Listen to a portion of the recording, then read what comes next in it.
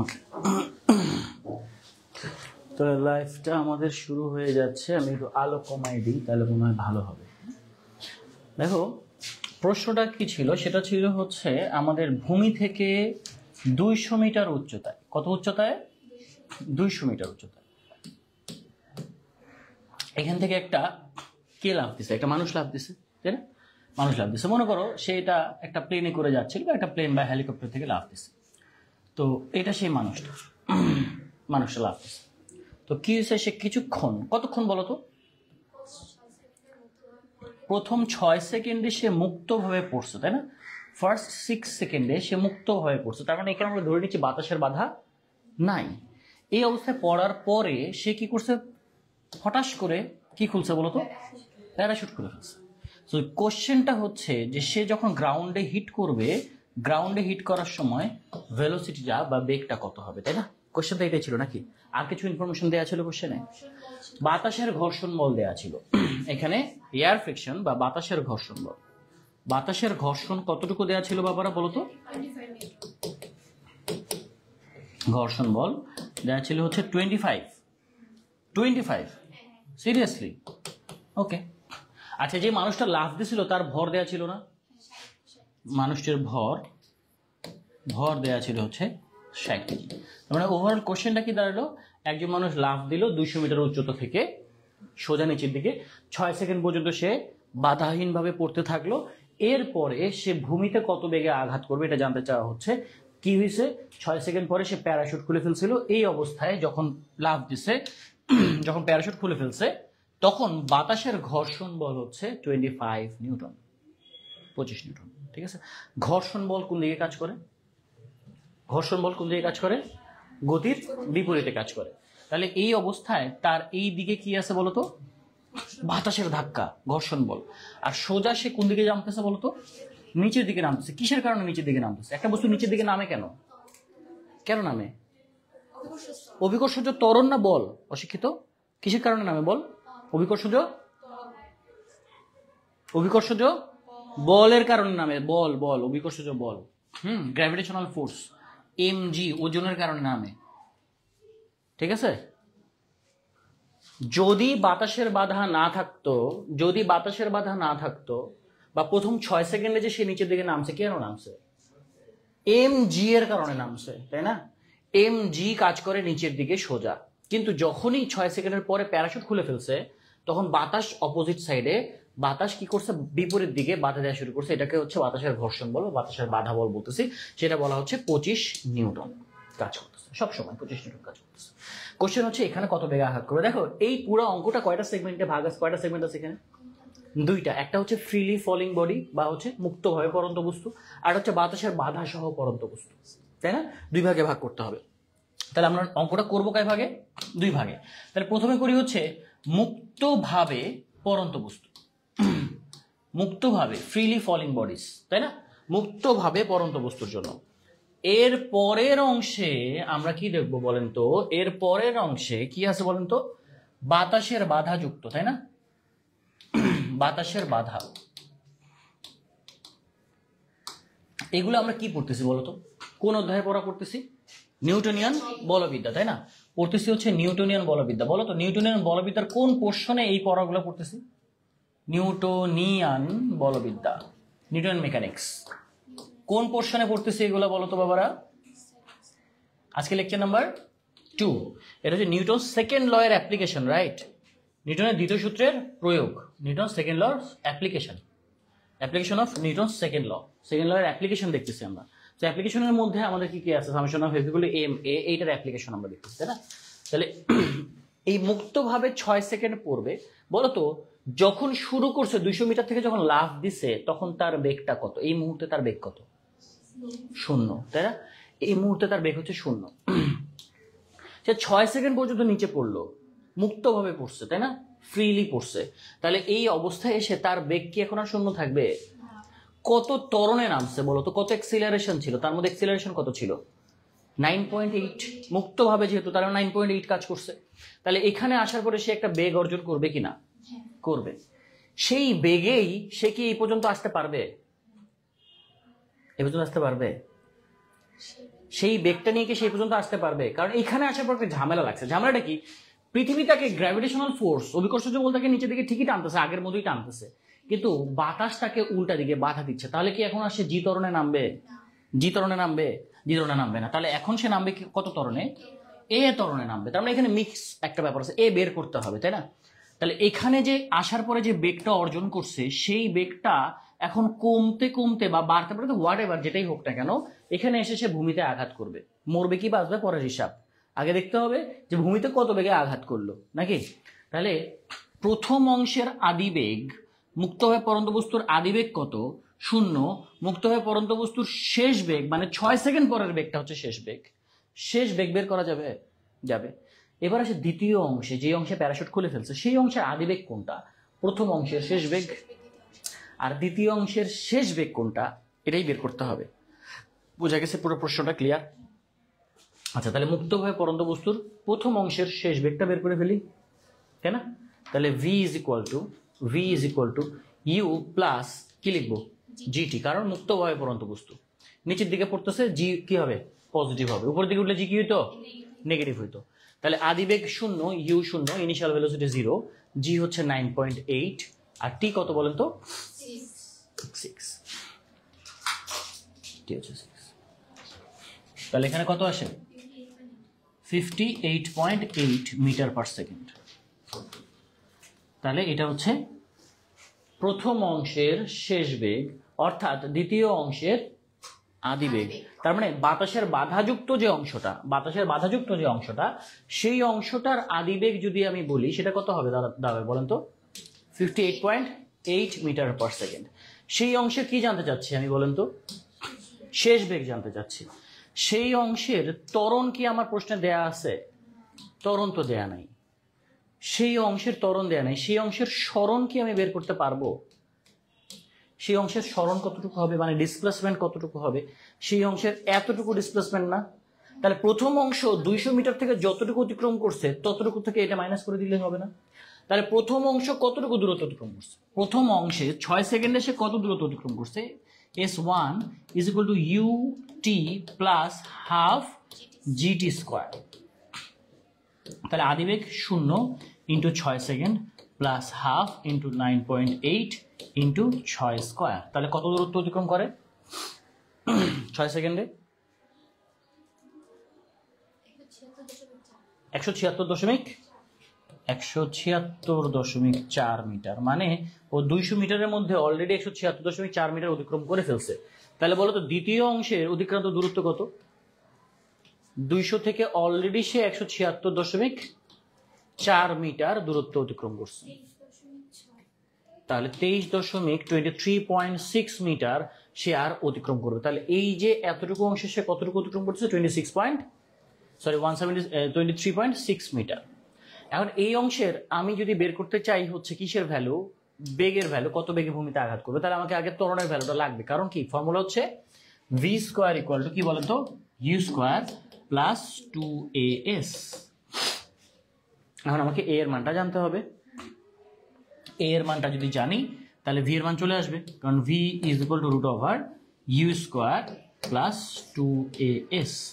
এখন এ এর মানটা বের করা যায় কিনা দেখো। এইখানেই আসে হচ্ছে অ্যাপ্লিকেশনটা। Summation of F is equal two হচ্ছে এম এ, মানে হচ্ছে ওই বস্তুর উপরে মোট যতগুলি বল কাজ করতেছে সবগুলি বলের যোগফল কি হবে? এম এ এর সমান হবে। তাহলে এখানে বস্তুর উপরে কয়টা বল আছে বলতে পারবো তোমরা? বস্তু বা মানুষ বা প্যারাশুট যাই হোক, এটার উপরে সিস্টেমটার উপরে কয়টা বল আছে? দুইটা বল আছে। একটা হচ্ছে এমজি সোজা নিচের দিকে, আর একটা হচ্ছে বাতাসের বাধা বল বিপরীত দিকে, তাই না? এমজি হচ্ছে লিখলাম এমজি নিচের দিকে, বাতাসের বাধা বল বিপরীত দিকে। কি লিখবো বলতো? ঋণাত্মক, minus is equal to M A. তাহলে আমরা এ ইজ ইকুয়াল টু কি পাচ্ছি বলতো? G minus F A by M, তাই না? আচ্ছা এফ এ এটা অনেক কম দিয়ে দিছে, তো এটা একটা কাজ করো তোমরা, অনেক কম দিয়ে দিছে, এটা লেখো 1125 লিখো, নাহলে মরে যাবে লোকটা।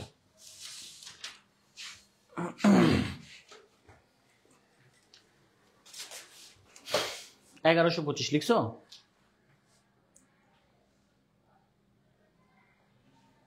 পঁচিশ ছিল না, 1125 দাও।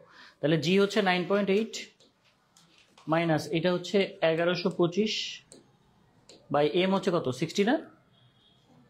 তাহলে দেখো তো কত আসে।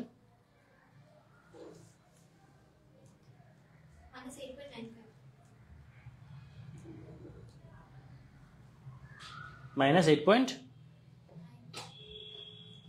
ইউনিট কি হবে? Metre per second square. তাহলে আমরা এখানে দেখতে পাইলাম যে এই যে সে ত্বরণটা মন্দনটা এখানে নামবে, সে -8.95 নামবে। আদিবেগ কত? এই অংশের আদিবেগ কত? 58.8 58.8 স্কোয়ার প্লাস 2 ইন্টু -8.95। অতিক্রান্ত দূরত্ব কত বাবারা? অতিক্রান্ত দূরত্ব কত? 23.6। এই অংশে কতটুকু বেগ? এটা হচ্ছে কি হবে বলেন তো? দ্বিতীয় অংশের আদিবেগ হিসেবে থাকবে। প্রথম অংশের অতিক্রান্ত দূরত্ব যেটা পাইছি সেটা যদি 200 থেকে মাইনাস করে দিই, তাহলে দ্বিতীয় অংশের অতিক্রান্ত দূরত্ব আমরা পেয়ে গেছি হচ্ছে 23.6 মিটার, তাই না? প্রথম অংশের কাজ শেষ।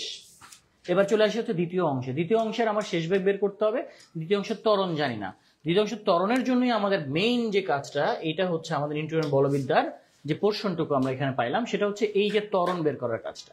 তাহলে এখানে কি হচ্ছে, পুরো বস্তুর উপরে কয়টা বল কাজ করতেছে? দুইটা বল কাজ করতেছে, একটা সোজা নিচের দিকে আর একটা সোজা উপরের দিকে কাজ করতেছে। তাহলে এই দুইটা বল একটা একটাকে বিপরীত দিকে কাজ করতেছে। তো এই দুইটা বলের সমষ্টি এম জি নিচের দিকে, এফ এ বিপরীত দিকে, এই জন্য এটা মাইনাস ইজ ইকুয়াল টু হবে হচ্ছে এম এ। বস্তু এ ত্বরণে নামবে, এবার জি ত্বরণে নামবে না, কারণ প্যারাশুট খুলে ফেলছে, মুক্তভাবে পরন্ত বস্তু নাই।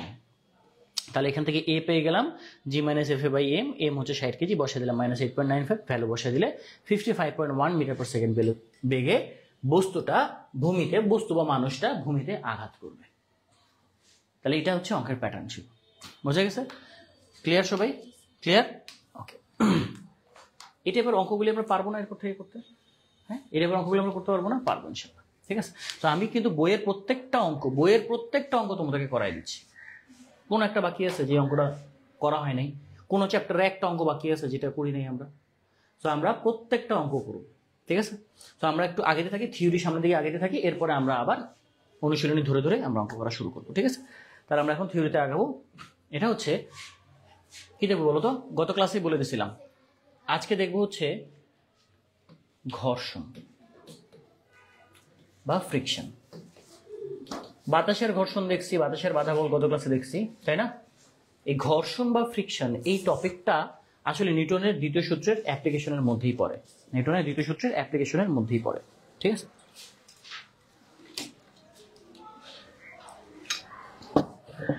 দেখো,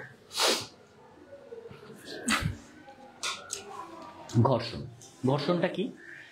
এটা হচ্ছে দুটি তল পরস্পরের সংস্পর্শে থেকে আপেক্ষিক গতি তৈরি করতে চাইলে, আমি একদম পুঁথিগত যে সংজ্ঞাটা সেটা লিখতেছি, গতির বিপরীতে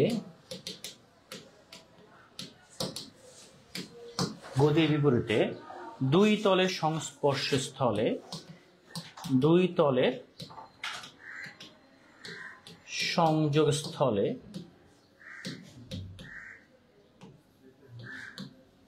যে বাধা বলের সৃষ্টি হয়। ঘর্ষণ বল সবসময় মনে রাখবা কোন দিকে কাজ করে? গতি যেদিকে সৃষ্টি করতে চাবা তার বিপরীত দিকে কাজ করবে। ওর চরিত্র ঠিক নাই, বুঝতে পারছো? থাকে না মানুষ সবসময় একমুখী হয়, একদিকে, যে হ্যাঁ তুমি এই পক্ষে, আমি ডান দিকে গেলে আমি বামে যাব, ঠিক আছে? আমার রাস্তা হচ্ছে বামে, কিন্তু ওর কি, তুমি ডানে গেলে আমি বামে যাব, তুমি উপরে গেলে আমি নিচে যাব, সবসময় উল্টা। সবসময় উল্টা। তুমি নিচে গেলে উপরে, তুমি উপরে গেলে ও নিচে কাজ করবে। আমি বাতাসের ঘর্ষণ বলের কথা যে বললাম না, একটু আগে দেখছো না যে বাতাসের ঘর্ষণ বল কি হচ্ছে, বস্তু নিচের দিকে নামতেছিল, ঘর্ষণ বল কোন দিকে, উপরের দিকে না? যখনই বস্তু উপরের দিকে ওঠা শুরু করবো ক্যারেক্টার চেঞ্জ করে ফেলবে, পিছন নিচে দিকে কাজ করা শুরু করবে। কথা কি বুঝতে পারছো? তাহলে ঘর্ষণ বল সবসময় কি করে, যখন দুইটা তল পরস্পরের সংস্পর্শে থেকে যখন সামনের দিকে আগানোর চেষ্টা করবে, মানে তাদের মাঝে আপেক্ষিক গতির সৃষ্টি করবে। সংস্পর্শে আছে, তাদের মাঝে কোনো আপেক্ষিক গতি আছে? নাই, এখন পর্যন্ত নাই।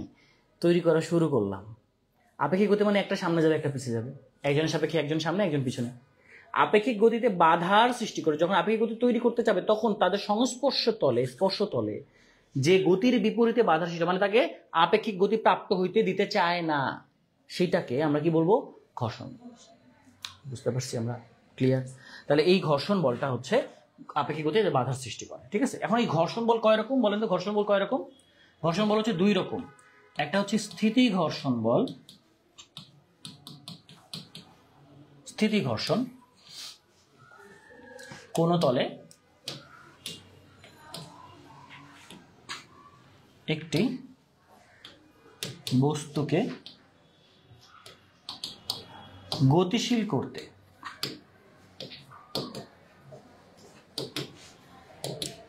সর্বনিম্ন যে বল প্রয়োগ করতে হয়,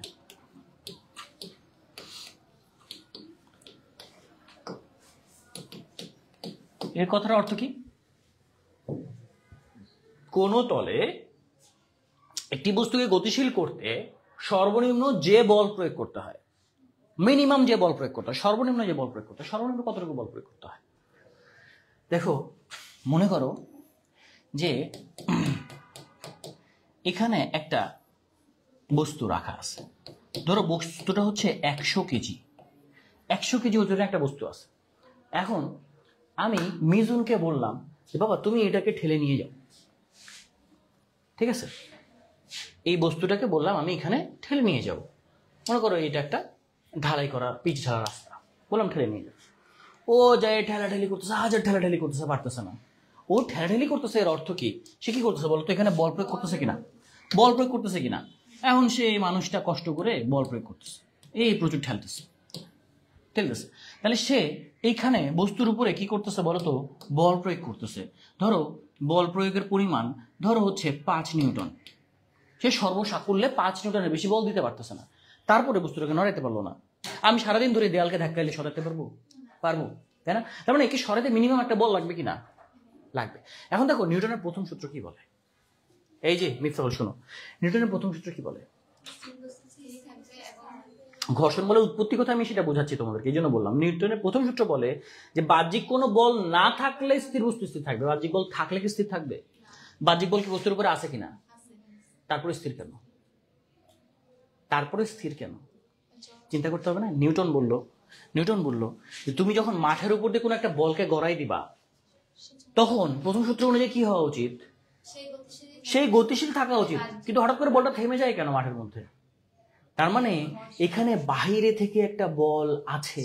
ঠিক আছে, তাহলে এই বস্তুটার কথা যদি আপনি চিন্তা করেন যে এই বস্তুটা বাহ্যিক বল থাকলে তো গতির পরিবর্তন হওয়ার কথা ছিল, 5 নিউটন বল ওই দিকে দিচ্ছি, তারপর গতির পরিবর্তন হচ্ছে না।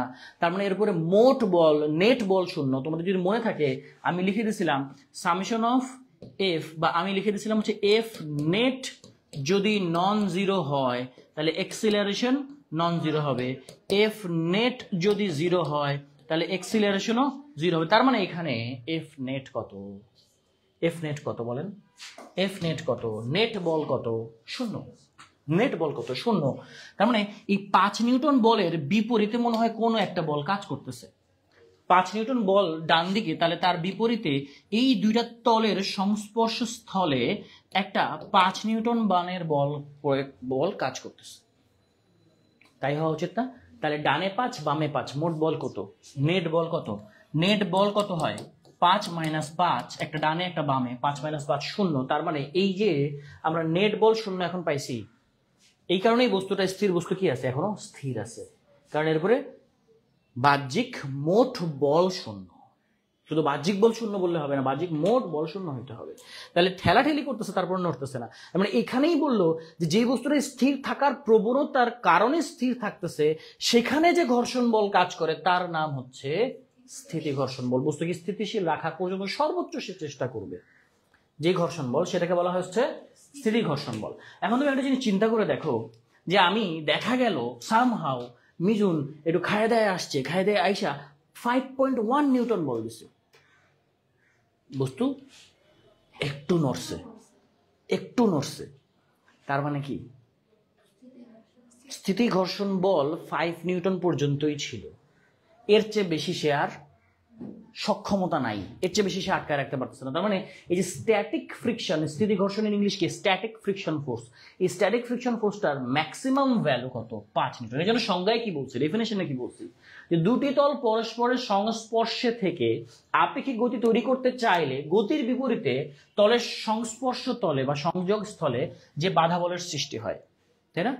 তাহলে সংস্পর্শে এটা এটা ছিল হচ্ছে ঘর্ষণ বলের সংজ্ঞা। আর যখন স্থিতি ঘর্ষণ বলছি তখন দেখো তো কি বলছি, কি বলছি, কোন তলে একটি বস্তুকে গতিশীল করতে সর্বনিম্ন যে বল প্রয়োগ করতে হয়, সর্বনিম্ন যে বল প্রয়োগ করতে হয়, তাই না?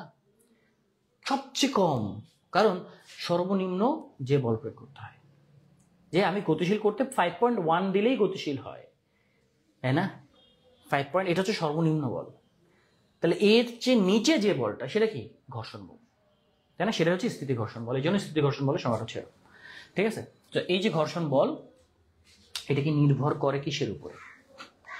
ঘর্ষণ বল সেটা স্থিতি হোক আর গতিও হোক, ঘর্ষণ বল নির্ভর করে কিসের উপরে? দুইটা জিনিসের উপরে। লিখে রাখো খাতার মধ্যে, ঘর্ষণ বল নির্ভর করে দুইটা জিনিসের উপরে, এটা স্থিতি হোক গতি হোক। ঘর্ষণ বল নির্ভর করে দুইটা জিনিসের উপরে। এক নাম্বার হচ্ছে তলের ঘর্ষণ গুণাঙ্ক, মানে তলের সাথে বস্তুর ঘর্ষণ গুণাঙ্ক লেখা উচিত ছিল, বাট ঘর্ষণ গুণাঙ্ক সোজা কথা। 2 নাম্বার হচ্ছে তলের প্রতিক্রিয়া বল, তলের প্রতিক্রিয়া বল।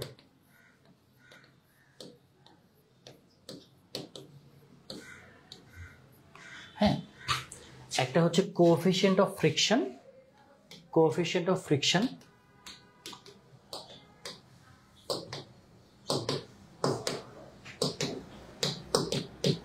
আরেকটা হচ্ছে কি বলেন তো, কি? Surface reaction. তলের প্রতিক্রিয়া বল বা এটাকে বলা হচ্ছে সারফেস রিঅ্যাকশন, তলের প্রতিক্রিয়া বল, এই দুইটা জিনিসের উপর। তাহলে ঘর্ষণ গুণাঙ্ক জিনিসটা কি আর তলের প্রতিক্রিয়া বল জিনিসটা কি, এই দুটো জিনিস যদি আমরা বুঝে যাই তাহলে ঘর্ষণের খেলা শেষ। এরপরে আমরা বিভিন্ন রকম অঙ্ক দেখবো, কেস দেখবো, ঠিক আছে? ডিফারেন্ট কেসেস দেখবো, ঠিক আছে? তাহলে এখানে আমরা কি দেখলাম বলুন তো, কি দেখলাম বলেন? তলের ঘর্ষণ গুণাঙ্ক কোএফিসিয়েন্ট অফ ফ্রিকশন, এই জিনিসটা আসলে কি, ঠিক আছে? আর এই ঘর্ষণ বল নির্ভর করে হচ্ছে এই দুজনের উপরে, তলের প্রতিক্রিয়া বল। ক্রিয়া প্রতিক্রিয়া তো আমরা বুঝি, এটা আমরা ছোট্টবেলা থেকে পড়ে আসছি, যদিও নিউটনের তৃতীয় সূত্র আবারও আমাদেরকে এখানে পড়তে হবে। বাট ক্রিয়া বল, এই যে এটা তল না, এই তলের উপর দিয়ে চলাচল করতেছে না, এই তলের উপরে চলাচল করতেছে না, তাহলে এই তলের উপরে সে যে ক্রিয়া বল দিচ্ছে সেটা হচ্ছে বস্তুর ওজন, রাইট না? ওজন সবসময় কিন্তু না, ঠিক আছে? তাহলে তলের এখানে কাজ করতেছে কি? ওজন। তাহলে ওজনের বিপরীতে, ক্রিয়া বলের বিপরীতে যে বল কাজ করে সেটাকে প্রতিক্রিয়া বল বলে। আর ক্রিয়া বল সবসময় ওজন নাও হইতে পারে, অন্য কিছু হতে পারে। শুধু যে ওজনটাই, ওজনের একটা উপাংশ বা অন্য কোনো কিছু কি হতে পারে বলতো? তলের উপরে ক্রিয়া বল হইতে পারে। মনে করো যে তুমি এটার উপরে হাত দিয়ে চাপ দিচ্ছ, তাহলে ওজনের সাথে, এই বস্তুর ওজনের সাথে তোমার চাপ বলটা প্রযুক্ত হবে না? তখন প্রতিক্রিয়া বল কি হবে? তখন ওই এমজি এর সাথে তোমার হাত দিয়ে চাপ দেওয়া বলটাও প্রতিক্রিয়া বলে হিসেবে চলে আসবে, ক্রিয়ার সমান প্রতিক্রিয়া আসবে, ঠিক আছে? তাহলে আমাদের তলের কি আছে বলতো? প্রতিক্রিয়া বল হচ্ছে কোনটা? এটা মনে রাখতে হবে। তলের প্রতিক্রিয়া বল খাতায় লিখে রাখেন। প্রতিক্রিয়া বল সবসময় তলের সাথে লম্বভাবে কাজ করে, সবসময় তলের সাথে কিরকম ভাবে কাজ করে? লম্বভাবে কাজ করে, এটা মাথায় রাখবা, পরে ভুল করলে কিন্তু খবর আছে। প্রতিক্রিয়া বল তলের সাথে সবসময় লম্বভাবে কাজ করে, যেই তলে যেভাবেই থাকুক না কেন তলের সাথে কিভাবে কাজ করবে, লম্বভাবে কাজ করবে, তলের সাথে লম্বভাবে কাজ করবে। ডান। আচ্ছা, এবার আসলাম হচ্ছে ঘর্ষণ গুণাঙ্ক জিনিসটা তো এখন আমরা বুঝি না, ঘর্ষণ গুণাঙ্কটা কি চলেন দেখি। ঘর্ষণ গুণাঙ্ক হেডিং দেন ঘর্ষণ গুণাঙ্ক। আমরা কেন এখন স্থিতি ঘর্ষণে আছি, যদিও ঘর্ষণ সম্বন্ধে আমরা জানতেছি, সবই ওভারঅল একসাথে জানতেছি। হ্যাঁ, ঘর্ষণ গুণাঙ্ক, ঘর্ষণ গুণাঙ্কটা কি আসলে? ঘর্ষণ গুণাঙ্ক হচ্ছে কোএফিশিয়েন্ট অফ ফ্রিকশন, এটাকে মিউ দ্বারা প্রকাশ করা হয়। কি দ্বারা প্রকাশ করা হয়? মিউ দ্বারা প্রকাশ করা হয়। মিউ হচ্ছে কোনো একটা তলের ঘর্ষণ বলের মান, ঘর্ষণ বল কত সেটা উপরে বসবে, আর নিচে বসবে হচ্ছে তলের প্রতিক্রিয়া বল, তলের প্রতিক্রিয়া বল, তলের প্রতিক্রিয়া বল। ঘর্ষণ গুণাঙ্ক হচ্ছে ঘর্ষণ বল ডিভাইডেড বাই তলের প্রতিক্রিয়া বল। মানে ঘর্ষণ গুণাঙ্ক জিনিসটা আসলে কি, মানে ফিল করা যদি আমি চিন্তা করি, এটা তো আমি ইকুয়েশন লিখে দিলাম যে কিভাবে বের করতে হয়।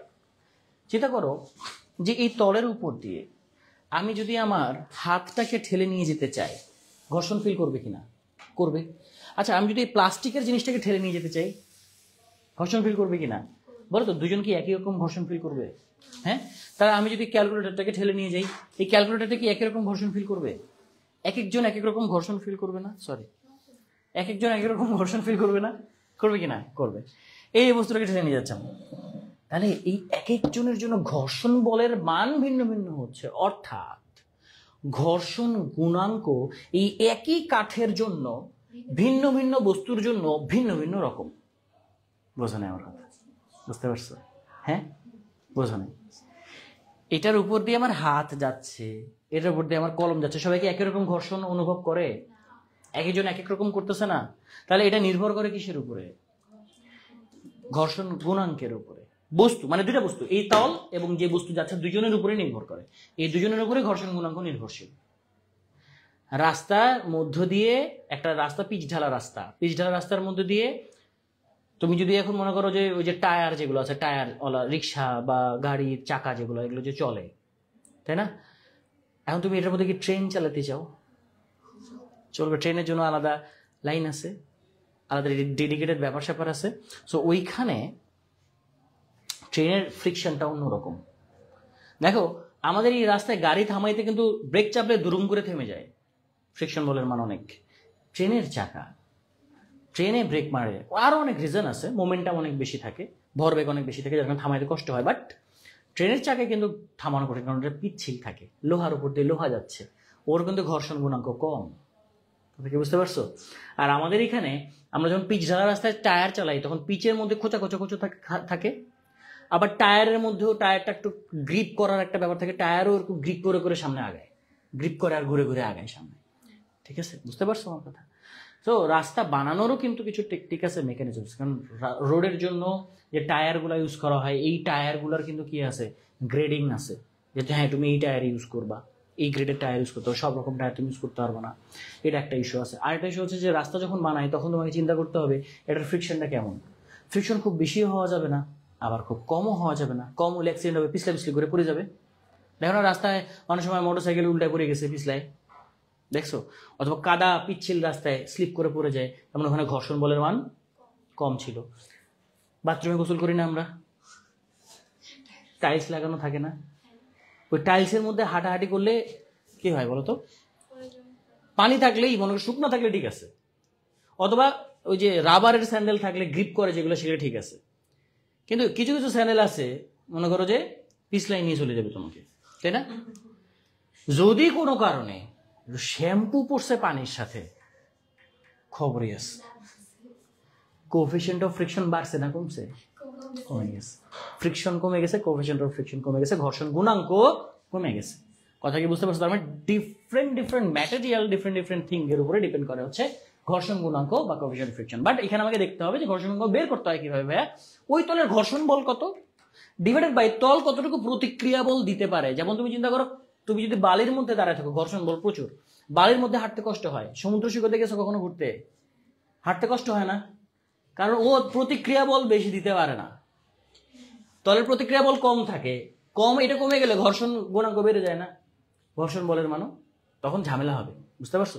হাঁটতে কষ্ট হয়, মানে ওইখানে প্রতিক্রিয়া বল যখন ও বেশি দিতে পারবে না, ভালো দিতে পারবে না, তখন ঝামেলা হবে। ঠিক আছে, এই হচ্ছে কথা। তাহলে এখানে আমরা যদি বলি স্থিতি ঘর্ষণ বলের জন্য, তাহলে আমি এটাকে লিখবো যে এফ এস লিখবো। এই জায়গায় কি লিখবো? এফ এস, ঘর্ষণ বলকে এফ এস দ্বারা লিখবো, ছোট হাতের এফ, সাবস্ক্রিপ্টে এস লিখবো স্ট্যাটিক ফ্রিকশনের জন্য। আর তলের প্রতিক্রিয়া বলকে আমরা সবসময় কি দ্বারা প্রকাশ করি? আর দ্বারা প্রকাশ করি। তাহলে এটাকে স্থিতি ঘর্ষণ গুণাঙ্ক যদি বলি, তাহলে হচ্ছে বস্তুকে স্থিতিশীল রাখা পর্যন্ত যে ঘর্ষণ বলটা কাজ করে, এটাকে স্থিতি ঘর্ষণ গুণাঙ্ক বলে, স্থিতি ঘর্ষণ গুণাঙ্ক বলে, স্থিতি ঘর্ষণ গুণাঙ্ক বলে। তাহলে এই হলো হচ্ছে আমাদের ফর্মুলা, স্থিতি ঘর্ষণ বলের ফর্মুলা। বোঝা গেছে? কোনটা রে বাবা? মিউ, মিউ, এটা এটা এটা এটা হচ্ছে মিউ বলে, এই যে লিখে দিলাম মিউ। হ্যাঁ, ঘর্ষণ গুণাঙ্ক ডান। স্থিতি ঘর্ষণ বল কি বুঝতে পারছি? বুঝতে পারছি। আচ্ছা, এবার আমরা একটা ঘটনা দেখবো এখানে। স্থিতি ঘর্ষণ বলের জন্য একটা ঘটনা দেখার চেষ্টা করব। ঘটনাটা হচ্ছে এরকম, এই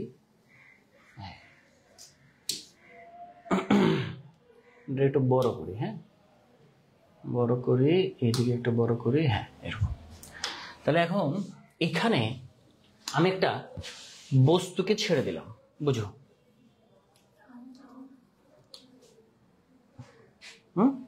বস্তুকে ছেড়ে দিলাম, এই বস্তুটা এই জায়গায় থাকবে না নিচের দিকে পড়বে? কি মনে? আমি যদি বলি থাকবে,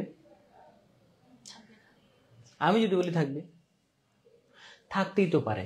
তুমি তো জানো না কনফার্ম যে ও নিচে পড়বে কি পড়বে না। ঘর্ষণ বল আছে না, ঘর্ষণ বলটা ভুলে গেলে হবে না, নতুন করে শিখতেছো তো, ঘর্ষণ বল শিখতেছো না। ও যদি এদিকে গতিশীল হতে চায়, ঘর্ষণ বল তাকে এখানে কি করবে বলো তো? আটকায় রাখার চেষ্টা করবে না? তাহলে এখন পড়বে কি পড়বে না ডিসিশনটা হচ্ছে পরে, ডিসিশনটা পরে, পড়বে কি পড়ে যাবে না ডিসিশনটা পরে। এর উপরে এই দিকে পড়ার কারণটা কি এটা আগে জানতে হবে। তো কারণটা কি? দেখো, এই বস্তুর উপরে অভিকর্ষজ বল সোজা নিচের দিকে কাজ করে, একটু খেয়াল করো, অভিকর্ষজ বল সোজা নিচের দিকে কাজ করে। হ্যাঁ, এই কোণটা যদি থেটা হয়, একটু মনোযোগ দেই, পরে তুলি, এই কোণটা যদি থেটা হয়, মানে এই হেলানো তলটা কত কোণে আছে, হেলানো তলের কোণটা, হেলানো কোণটা সেটা থেটা যদি এত কোণে থাকে, তাহলে আমি যদি এই তলের সাথে এই যে তলটার সাথে যদি লম্ব টানি, তাহলে লম্ব বরাবর এই ওজন বলের উপাংশ এইটা হবে হচ্ছে mg। কি হবে বলতো? যেদিকে কোণ সেদিকে cos θ, যেদিকে কোণ জানবো সেদিকে cos θ। তাহলে mg বলের উপাংশ এই তলের সাথে লম্ব দিকে কি mg cos θ। বুঝছো না? বুঝো নাই? বোঝো নাই, কারণ এটা থেটা হলে এটা কেমনে থেটা হলে এটা তো বুঝোস নাই তোরা, স্বীকার কর। হ্যাঁ, এই যে দেখো অশিক্ষিত জনগণ, দেখো এটা হচ্ছে থেটা। হ্যাঁ অশিক্ষিত, দেখো না। হ্যাঁ, এই যে এটা কি বলতো? এটা 90 মাইনাস থেটা হবে কিনা বলতো? এটা যদি 90 হয়, বুঝছি, এটা থেটা হলে এটা 90 মাইনাস থেটা, ক্লিয়ার? এটা কি লম্ব বলছি না? এটা 90 ডিগ্রি না? এই পুরোটা 90 ডিগ্রি না? তাহলে এতটুকু 90 মাইনাস থেটা হলে বলো তো এটা কত? বুঝো নাই আমার কথা? বুঝছো? হ্যাঁ, ধরো এটা বুঝছো তো? মিফতাহুল বোঝো নাই? ওকে, ঠিক আছে, সবাই যখন বলছে বুঝছি তাহলে বুঝছি। তাহলে আমাদের এখানে কি হচ্ছে বলতো? এই অ্যাঙ্গেলটা 90 মাইনাস থেটা, আর এই অ্যাঙ্গেলটা হচ্ছে থেটা। তাহলে এই কম্পোনেন্ট বা এই উপাংশটা কত? mg cos θ। আর cos θর সাথে লম্ব দিকের উপাংশকে আমরা কি বলি? sin θ, তাই না? cos θর সাথে লম্ব দিকের উপাংশ, cos θ এইদিকে, তাহলে তার সাথে লম্ব দিকের উপাংশ, ভেক্টরটাকে মাঝখানে রেখে তার লম্ব দিকের উপাংশ হচ্ছে mg sin θ হবে। তাহলে আমাকে বলো তো এর পরে যাওয়ার কারণটা কে? mg নাকি mg sin θ? mg sin θ, সেই তল বরাবর পড়ে যাচ্ছে, তাহলে এই তল বরাবর তাকে কে টানতেছে?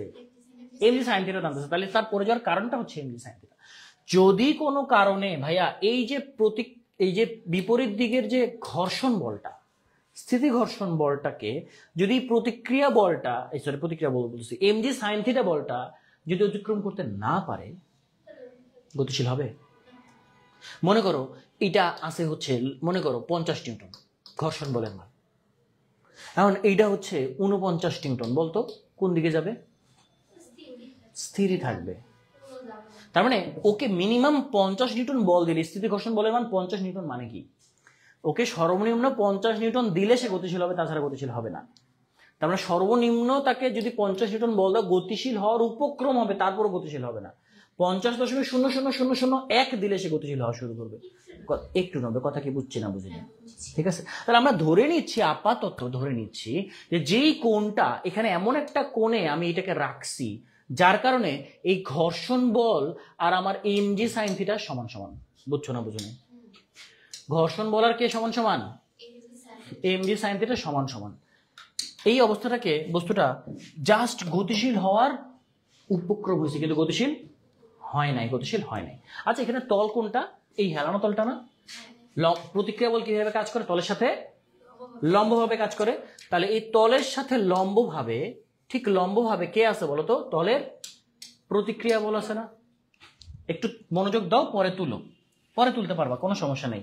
এই যে ভিডিও হচ্ছে, ভিডিও তোমরা দেখতে পারবা, দেখে দেখে তুলতে পারবা, কোনো সমস্যা আছে? সমস্যা আছে নাই? তাহলে একটু মনোযোগ দিই ক্লাসের মধ্যে, তুললে তো তোলাই যায়, এটা তো বইও লেখা আছে না? তাহলে এখানে ধরে নিলাম এটাকে এক্স অক্ষ, এটাকে ধরে নিলাম আমি ওয়াই অক্ষ। আমার কোশ্চেনের আনসার দিবা সারে গামা পা ধা নি সা। দেখো এটা হচ্ছে প্রতিদিন এই টাইমে গান হবে, কাক ডাকবে, আমি ক্লাস নিতে পারবো না, এটাই হবে নিয়ম। এখানে কি বলা হচ্ছে দেখো, এক্স অক্ষ বরাবর বস্তু কি গতিশীল হবে? এক্স অক্ষ বরাবর কি কোনো গতি হবে? আপাতত আমরা ধরে নিচ্ছি স্ট্যাটিক না, স্থির অবস্থা থাকবে না। ওয়াই অক্ষ বরাবর কোনো গতিশীলতা আছে? এক্স অক্ষ বরাবর তার মানে কোনো ত্বরণ নাই, বেগের পরিবর্তন নাই মানে কি? ত্বরণ নাই।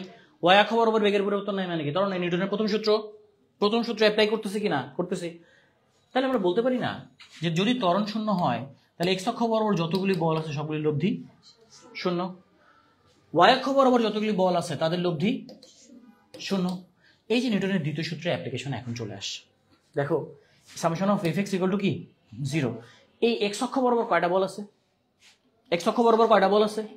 দুইটা বল আছে, একটা এমজি সাইন থিটা এইদিকে, আর একটা হচ্ছে এফ এস ওইদিকে।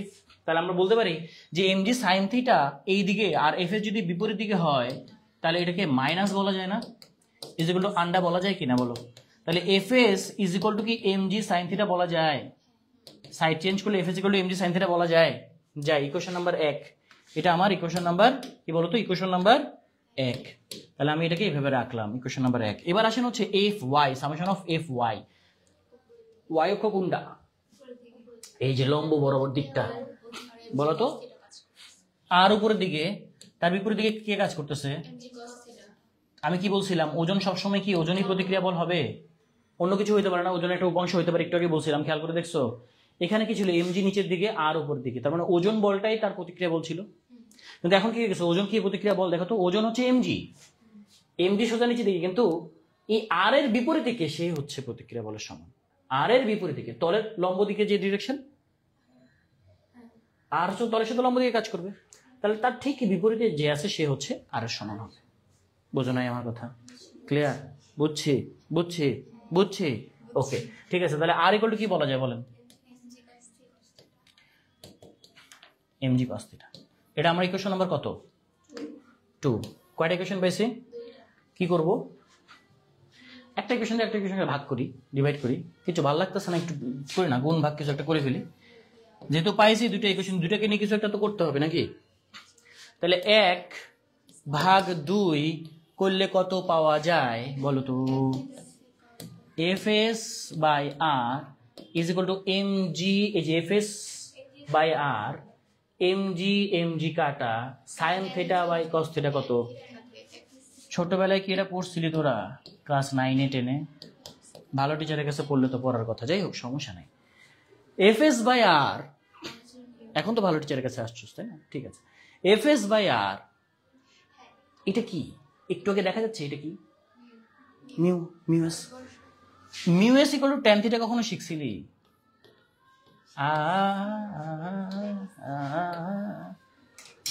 ওকে ঠিক আছে, তাহলে মিউএস ইকুয়াল টু কি বলতো?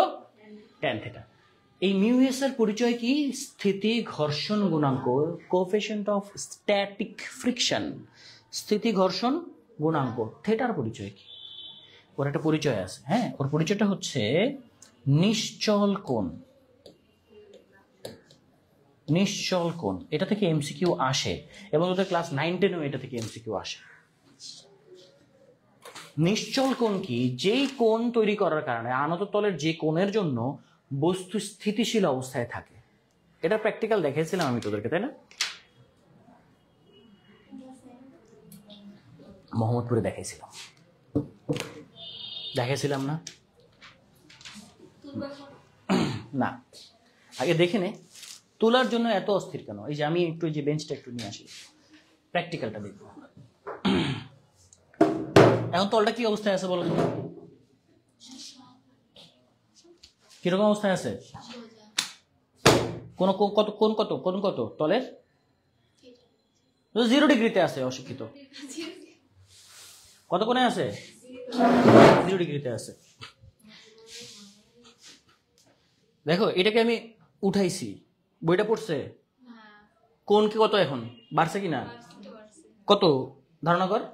15, 10, আরো বাড়াইছি। পড়ছে বই? পড়ছে? কেন পড়তেছে না বল? এই অবস্থায় বল কি কি ঘটনা ঘটতেছে? এইদিকে কি আছে বলতো? এইদিকে বলটার নাম কি? mg sin theta. আর বিপরীতে কি আছে? ঘর্ষণ বল, স্থিতি ঘর্ষণ বল। তাহলে স্থিতি ঘর্ষণ বলের কারণে mg sin থিটা এখনো কাজ করতে পারছে। mg sin থিটা আছে তো নাকি? আছে, কিন্তু এফএস কি করছে? আটকায় রাখছে। এবার এখনো কি এফএস কি? এফএস বেশি কিনা? গতিশীল হইছে? কোন বাড়তেছে, তার মানে কি mg sin থিটা বাড়তেছে। mg sin থিটা বাড়তেছে, বস্তু গতিশীল হইছে। দেখ তো, সুপার গ্লু লাগিয়ে দিছিস নাকি তোর আগে? গতিশীল হইছে? দেখ এই যে হওয়া শুরু করছে না? এই যে যেই কোণটার জন্য এই যে গতিশীল হওয়া শুরু করছে, এই কোণটাই নিশ্চল কোণ। যে কোণই হোক, এই কোণটা হচ্ছে কি? নিশ্চল কোণ। কারণ এখনো বস্তু আর গতিশীল থাকতেছে না। এর চেয়ে একটু কোণটা বাড়াই দিলে গতিশীল হয়ে গেছে। দেখো এই যে যায় ঘষা খাইতে যাচ্ছে। mg sin থিটা আছে কিন্তু mg sin থিটা আছে না? তুমি তো কষ্ট পায় না বইটা বললে। হ্যাঁ দেখো ফিজিক্স কি আমি এখান থেকে আমি ওইখানে না থেকে বইটাকে বাঁচায় ফেললাম। কি করছি বলো? mg sin থিটা কমাই দিচ্ছি। এটা হচ্ছে ম্যাজিক। ওকে, তাহলে আমরা কি দেখলাম বলো? নিশ্চল কোণ বুঝতে পারছি না? পারি নাই? নিশ্চল কোণ বুঝছি না? বুঝি নাই? বুঝছি, ঠিক আছে। তাহলে হচ্ছে mg sin থিটা, এটা হচ্ছে mg cos থিটা। করে আমরা mu S equal to tan theta পেলাম, যেখানে থিটা হচ্ছে নিশ্চল কোণ। তার মানে কোন তলের এখানে তোমরা বললে না ম্যাক্সিমাম ভাইয়া কত, থিটার মান কত পাইছো? তোমার কাছে মনে হলো না 35 ডিগ্রি? তুমি বলো না থিটার মান ম্যাক্সিমাম ভাইয়া কত হবে? 35 ডিগ্রি হবে। আচ্ছা, থিটার মান 35 ডিগ্রি বসায় দিলে এই তলের ঘর্ষণ গুণাঙ্ক পাই যাবে না? বোঝা গেছে? তাহলে ঘর্ষণ গুণাঙ্ক প্র্যাকটিক্যালি বের করা যাবে কোন তলের? যাবে। অ্যাঙ্গেলটা জাস্ট মাপতে পারতে হবে, দ্যাটস ইট, তাই না? থিটার মান বসায় দিবা, ওই তলের ঘর্ষণ গুণাঙ্ক বাইরে চলে আসবে, স্থিতি ঘর্ষণ গুণাঙ্ক বাইরে চলে আসবে। কথা কি বুঝতে পারছো? তো এটা হচ্ছে সিম্পল। এগুলো এমসিকিউতে আসে কিন্তু অনেক সময়। থিটার মান দিয়ে দিবে অথবা মিউসের মান দিয়ে দিবে, থিটার মান বের করতে বলবে, এরকম আসবে। ঠিক আছে না? তাহলে তুলতে পারো তোমরা এখন। তাহলে ক্লাসের শেষে তুলে নিবা। ওকে, ক্লাসটা শেষ করে নিয়ে আগে দেখো, পরের পেজে আমরা যাবো। এবার হচ্ছে স্থিতি ঘর্ষণে যা যা ছিল শেষ। এবার দেখবো হচ্ছে গতীয় ঘর্ষণ গুণাঙ্ক বা গতীয় ঘর্ষণ। 2 নাম্বার গতীয় ঘর্ষণ। এর পরের দিন আমরা কেসগুলো দেখবো। তো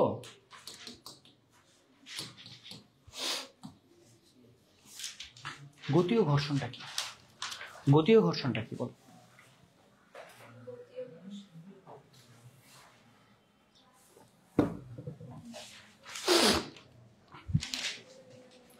কোন তলে বস্তু গতিশীল থাকা অবস্থায়,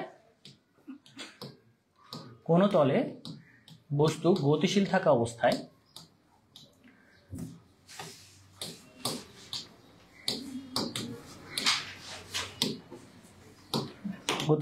অবস্থায়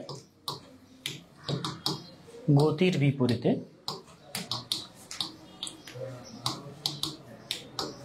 যে ঘর্ষণ বল কাজ করে।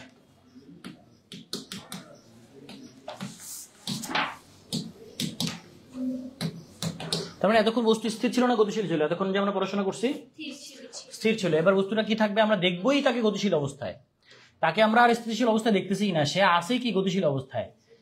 হ্যাঁ মনে করো আছে কি চাক্কা, হ্যাঁ এই যে গাড়ি, হ্যাঁ সুন্দর হয়নি, স্ট্রলার। ওকে আরে তোরা এবার বলো এটা কি? এটা হচ্ছে রেলগাড়ি, এই তো ধরে ফেলছিস তোরা। তাহলে এই রেলগাড়ি, আমরা কি রেলগাড়িটাকে কি দেখতেছি বলতো, স্থির অবস্থায় না গতিশীল অবস্থায়?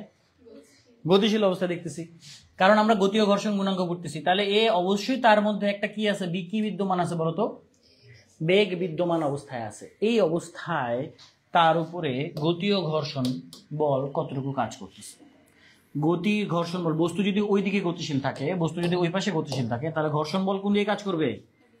গতির বিপরীতে কাজ করবে। ঘর্ষণ বল গতির বিপরীতে কাজ করবে, ঠিক আছে? ঘর্ষণ বল গতির কোন দিকে কাজ করবে? বিপরীতে কাজ করবে। এটা হচ্ছে গতি ও ঘর্ষণ বল Fk। এটা হচ্ছে কাইনেটিক ফ্রিকশন বলা হয়, গতি ও ঘর্ষণ বল কাইনেটিক ফ্রিকশন, ঠিক আছে? তো কাইনেটিক ফ্রিকশন কোন দিকে কাজ করবে? গতির বিপরীতে কাজ করবে। আচ্ছা যখনই বল থাকে, বল থাকলে কি থাকে? বল থাকলে কি থাকে?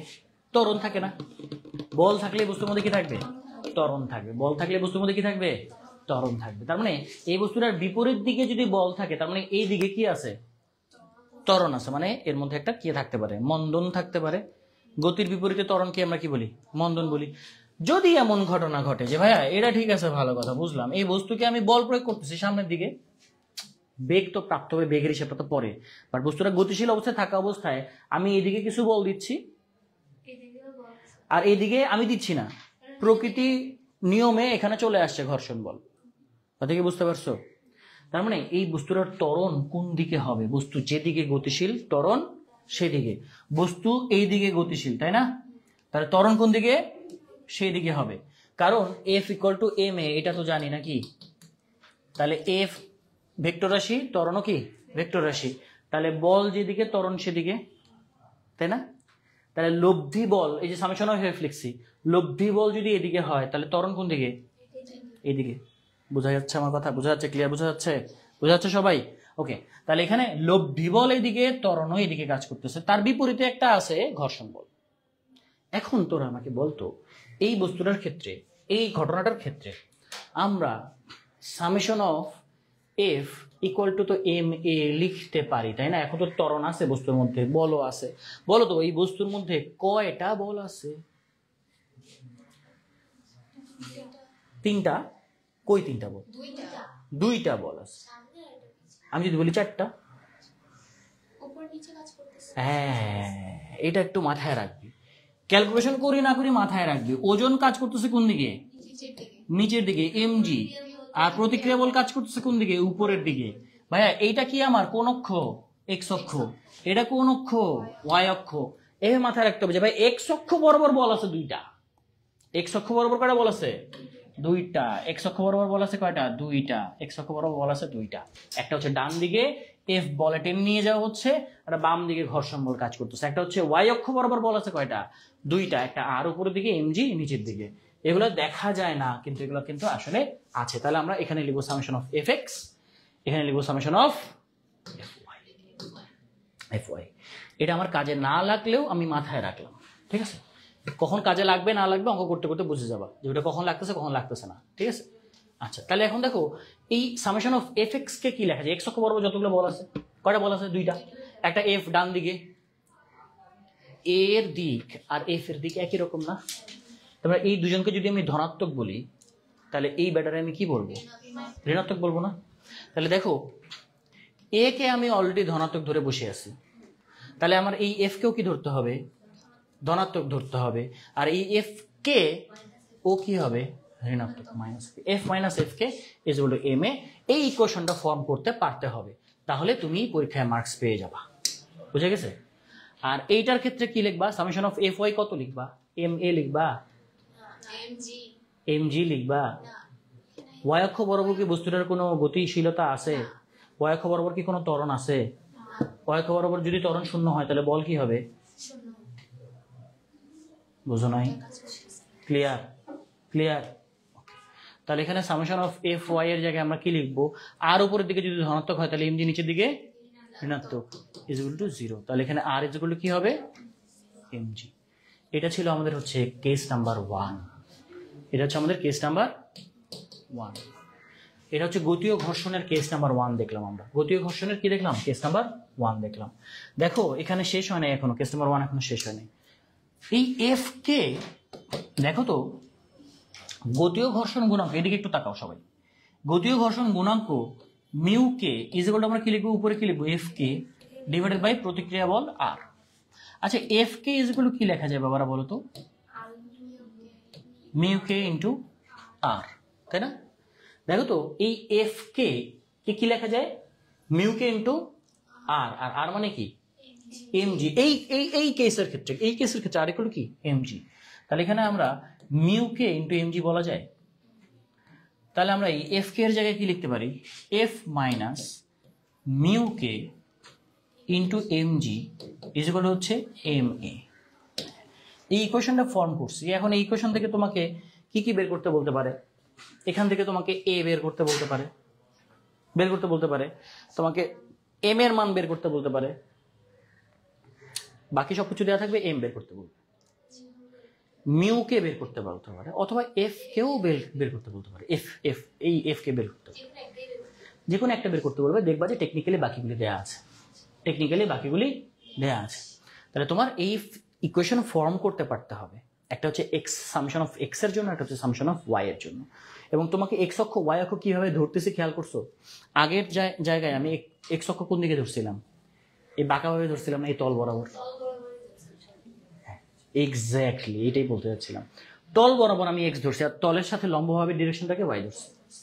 এখানে দেখো তল বরাবর আমি এক্স ধরছি, তলের সাথে লম্বভাবে ওয়াই ধরছি। তো এই টেকনিকটা বুঝতে হবে, এক্সিসের রোটেশন বুঝতে হবে, এক্সিস কখন রোটেট করায় নিতে হচ্ছে আমার সুবিধা অনুযায়ী। এটা হচ্ছে কেস নাম্বার 1 দেখলাম আমরা, ঠিক আছে? তাহলে একটা কেস দেখলাম কি বলতো, যে একটা বস্তু অনুভূমিক তলে এভাবে যাচ্ছে, সেই অবস্থায় তার ঘর্ষণ বলের মান এফ কে, অথবা এই তলের ঘর্ষণ গুণাঙ্ক হচ্ছে মিউ কে। এই তলের ঘর্ষণ গুণাঙ্ক, গতীয় ঘর্ষণ গুণাঙ্ক, শুধু ঘর্ষণ গুণাঙ্ক না, গতীয় ঘর্ষণ গুণাঙ্ক হচ্ছে মিউ কে। এফ বলে যদি এটাকে টেনে নিয়ে যেতে হয় সামনের দিকে, তাহলে বস্তুটার মধ্যে ত্বরণ যদি এ হয়, তাহলে ইকুয়েশন হচ্ছে এগুলো আসবে, ঠিক আছে? আচ্ছা এবার যাচ্ছি হচ্ছে আমরা 3 নম্বরে, সরি 3 নম্বর না, কেস নাম্বার 2 তে, ঘর্ষণের কেস নাম্বার 2।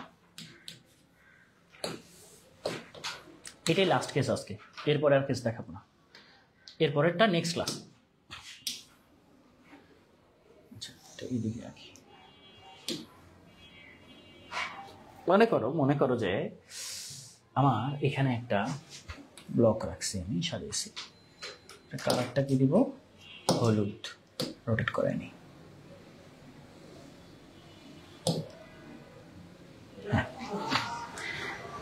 এই বস্তুটা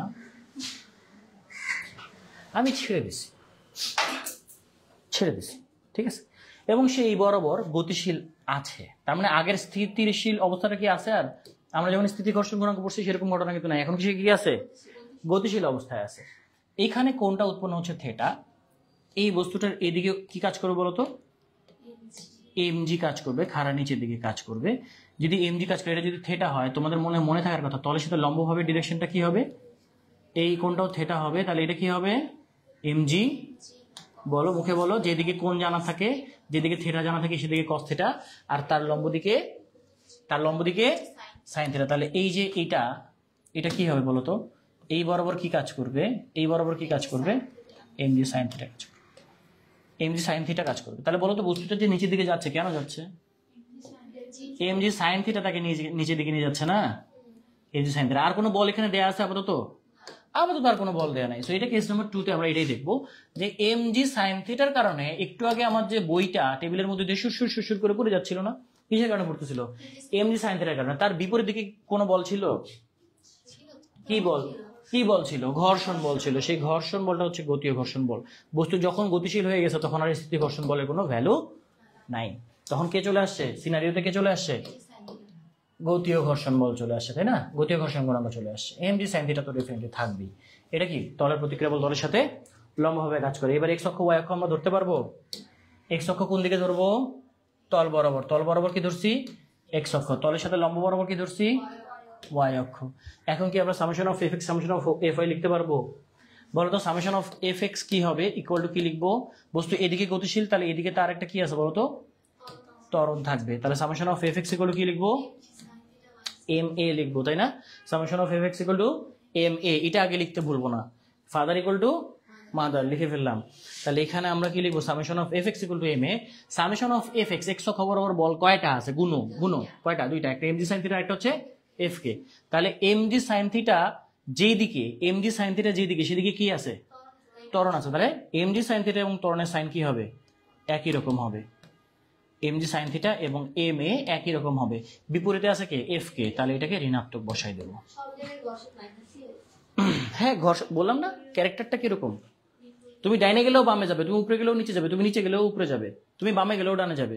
কোন দিকে যাবা তুমি? ও বিপরীতে কাজ করবে। ঠিক আছে, প্রচন্ড তেরা। বুঝো নাই আমার কথা? হ্যাঁ, এই হলো ঘটনা। ঠিক আছে, তাহলে এখন কি করবা বলো? এটা একটা ইকুয়েশন পাইলাম।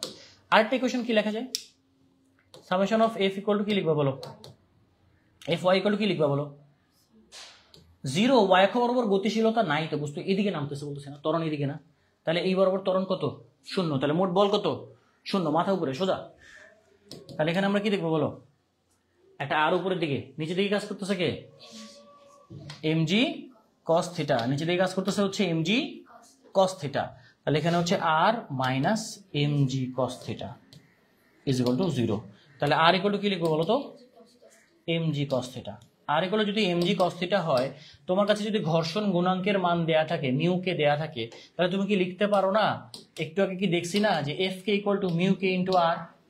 মিউ কে ইন্টু আর লিখি, তাহলে মিউ কে ইন্টু আর এর জায়গায় আমরা কি লিখতে পারি? এমজি কস থিটা লিখতে পারি। তাহলে দেখো তো এফ কে কি দাঁড়ালো? এফ কে কি দাঁড়ালো? Mu K into MG cos theta. এটা কি সবসময় মুখস্থ রাখবো? এটা কি মুখস্থ রাখবো? কি করবো এটা বলো তো?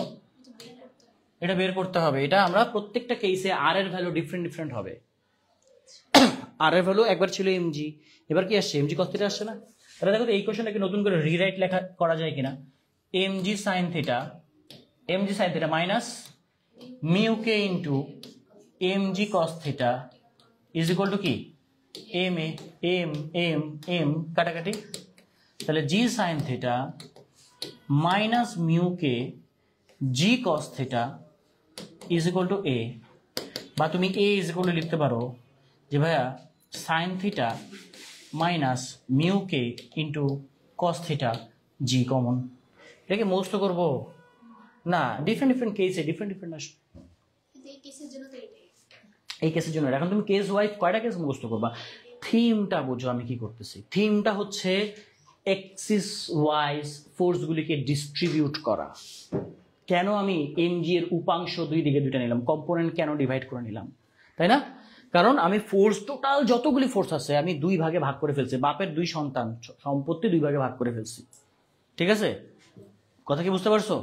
তাহলে এই কেউ কম কেউ বেশি। এমজি এটা হচ্ছে এমজি কস থিটা, আর এমজি এর এদিকে হচ্ছে এমজি সাইন থিটা। কারণ আমরা কেন এই দুই ভাগে ভাগ করলাম? দেখো, একটা প্রতিক্রিয়া বল এই বরাবর কাজ করে সবসময়। তাহলে ওয়াই অক্ষ বরাবর আমি বলটাকে নিয়ে নিলাম, আর এই যে এফ কে ঘর্ষণ বল এক্স অক্ষ বরাবর আছে, তাহলে এই আরেকটা উপাংশ এক্স অক্ষ বরাবর নিয়ে নিলাম। তাহলে বাপের সম্পত্তি ভাগ করার পরে সম্পত্তি কতটুকু বাঁচলো? সম্পত্তি বাঁচে? দুইজন তো নিয়ে নিছে না, তাহলে ও তো নাই, ওকে তো ডিভাইড করে ফেলছো না, উপাংশে বিভক্ত করে ফেলছো না, ওকে আছে আর সিনারিওতে নাই। তাহলে এক্স অক্ষ বরাবর কিছু বল থাকবে, ওয়াই অক্ষ বরাবর কিছু থাকবে। এক্স অক্ষ বরাবর summation of F equal to M A, কারণ বস্তুটা এক্স অক্ষ বরাবর গতিশীল। ওয়াই অক্ষ বরাবর summation of F Y equal to 0, কারণ ওয়াই অক্ষ বরাবর তার গতিশীলতা নাই, ত্বরণ নাই, শূন্য, ত্বরণ শূন্য, বল শূন্য। তাহলে এখান থেকে আমরা R equal to MG cos theta পাইলাম, এখানে পাইলাম হচ্ছে MG sine theta minus F K equal to M A. যেখানে এমজি সাইন থিটা এইদিকে নিয়ে যাচ্ছে, বস্তুটিকে নিচে নামানোর চেষ্টা করতেছে, এফ কে ঘর্ষণ বল বিপরীত দিকে নেওয়ার চেষ্টা করতেছে, সব মিলাই এম এ কে পাবো। এখানে আমরা আর এর ভ্যালু বসাই দিলাম। তাহলে F K equal to mu K MG cos theta, F K হচ্ছে মিউ কে আর, পেয়ে গেলাম। এফ কে এর ভ্যালু আমরা এই জায়গায় বসাইলাম,